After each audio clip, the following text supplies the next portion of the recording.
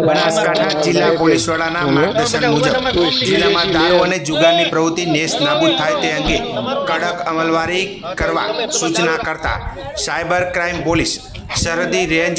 ભુજ કચ્છના પોલીસ માણસો ખાનગી વાહનમાં સોઈગામ પોલીસ સ્ટેશન વિસ્તારમાં પેટ્રોલિંગમાં હતા તે દરમિયાન બાતમી હકીકતના આધારે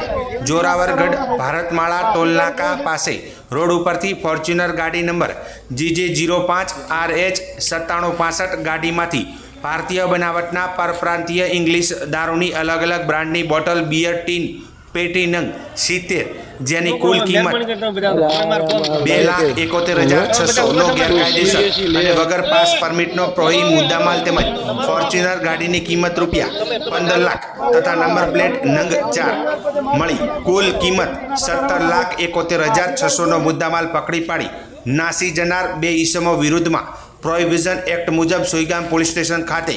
કાયદેસરની કાર્યવાહી હાથ ધરવામાં આવી હતી।